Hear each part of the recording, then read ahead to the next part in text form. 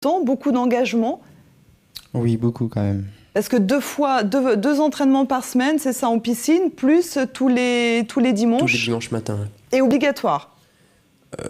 Oui. Très vivement conseillé pour réussir à obtenir les diplômes et aller travailler l'été en plage. Alors justement, obtenir le diplôme, comment ça se passe pour avoir son diplôme?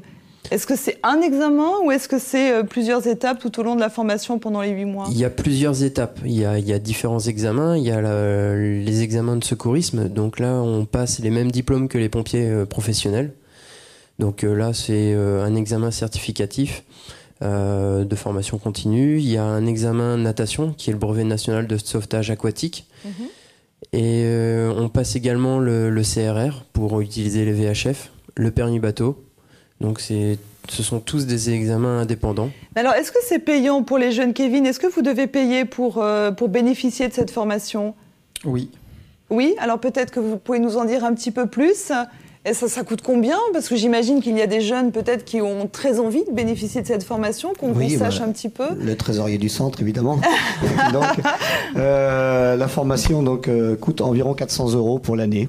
Donc c'est réparti de octobre jusqu'à juin, de façon à ce que ça ne fasse pas un coût trop important. Sachant que dans les 400 €, on passe le permis bateau.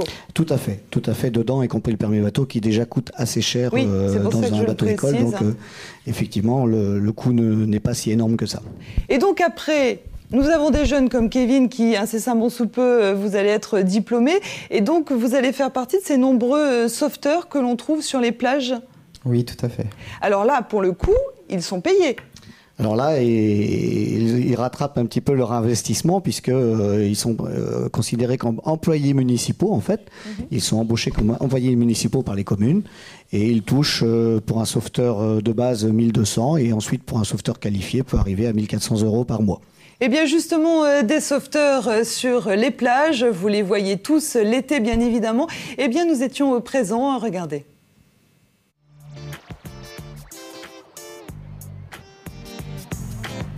À partir du 1er juillet, la grande saison estivale est ouverte donc avec une surveillance de la plage qui fait 2,5 km. Cette surveillance est assurée donc par 11 sauveteurs SNSM, 2 chefs de poste SNSM. Ces sauveteurs qui sont dirigés par des maîtres nageurs sauveteurs de la police nationale qui sont au nombre de 3, avec un chef de plage et qui est responsable des secours, bien entendu.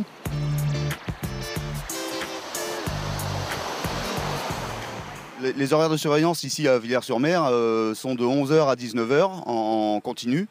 10h30, il y a prise de température de l'eau de façon à renseigner le public. Donc un sauveteur ou 2 sauveteurs vont voir la température et ressentir aussi les éléments, les conditions, les courants, les vagues, s'il y en a, si c'est dangereux ou pas.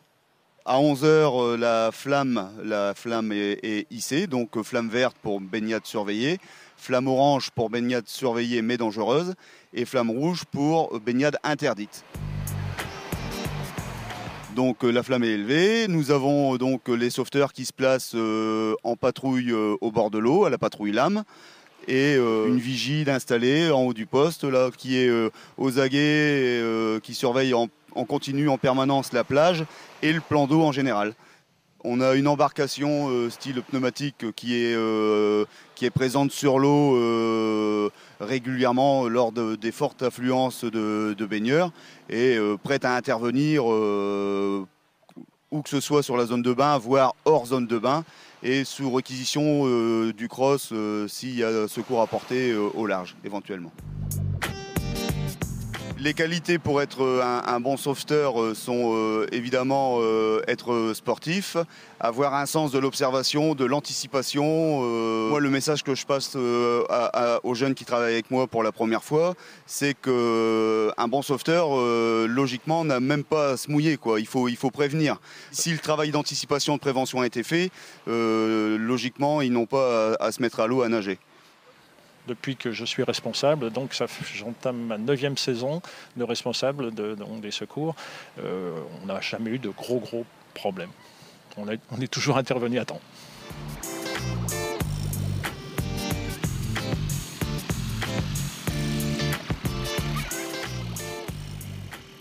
Un sujet qui a été tourné par Sophie Boussen sur la plage de Villers-sur-Mer.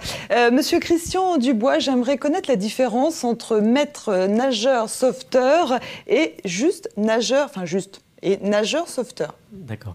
Oui, en fait, la confusion est faite assez souvent en fait entre les maîtres nageurs qui eux en fait ont plutôt un travail d'enseignement en piscine ou en centre de loisirs, et le nageur sauveteur qui lui en fait n'est pas enseignant mais simplement chargé de la sécurité des plages ou des zones de bain d'accès non payant. Donc c'est le diplôme que va passer Kevin. Tout à fait, c'est le brevet national de sécurité et de sauvetage aquatique qui est en fait à la limite la première étape pour ceux qui veulent venir maître nageur après avec le diplôme du BESAN. Alors on l'a entendu Olivier, c'est un métier qui demande beaucoup d'attention, de prévention. Vous avez longuement surveillé les plages normandes. Est-ce qu'il y a particulièrement des souvenirs qui vous ont frappé, des gens qui ont une attitude un peu inconsciente ?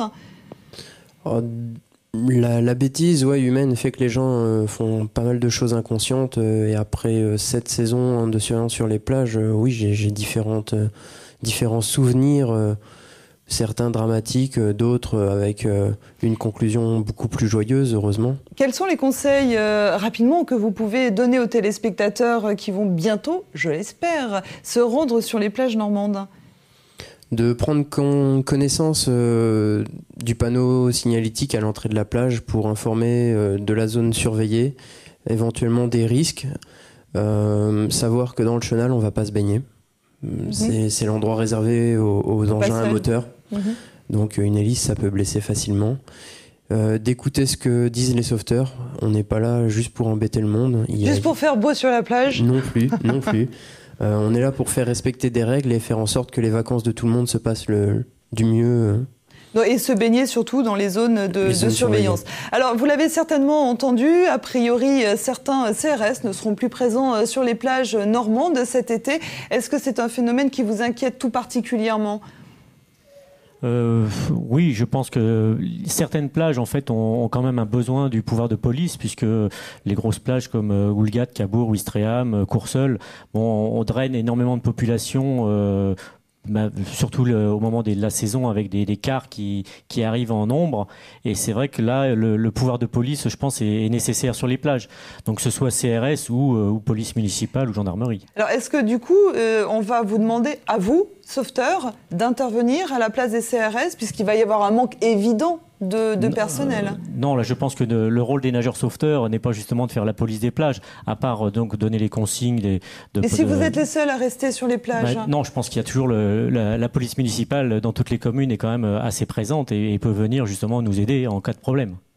Oui, mais alors ils sont pas formés au sauvetage des CRS. Ils sont uniquement là pour faire régner un certain ordre. Ah non, les CRS sont également maîtres nageurs ou nageurs sauveteurs. Hein, et quand ils viennent sur les plages, tous ceux qui sont comme chefs de poste sur les plages sont avant tout des nageurs sauveteurs. Mais c'est la police municipale. Hein, oui, par contre la police municipale, non, mais elle peut venir nous aider pour tout ce qui est police, alcool, chiens, etc. pour les contrevenants qui veulent pas obtempérer. Mais est-ce que justement ce phénomène quand même, parce qu'il est clairement dit qu'il va manquer du monde sur les plages, il va manquer des sauveteurs. Est-ce que vous pensez que le centre de formation que vous avez actuellement va permettre de former plus de monde, si on vous le demande? Si on nous le demande et dans la mesure où on a les moyens suffisants, on va essayer de former le plus de monde possible, comme on fait chaque année. On essaye chaque année d'avoir le plus de recrues possible et d'en emmener le plus au bout de la formation.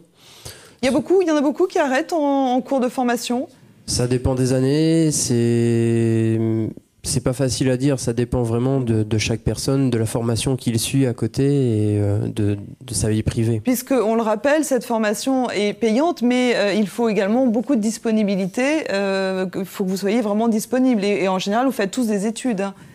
Oui, tout à fait, oui. Merci, en tout cas, merci beaucoup messieurs d'être intervenus dans cette émission pour nous éclairer sur votre métier.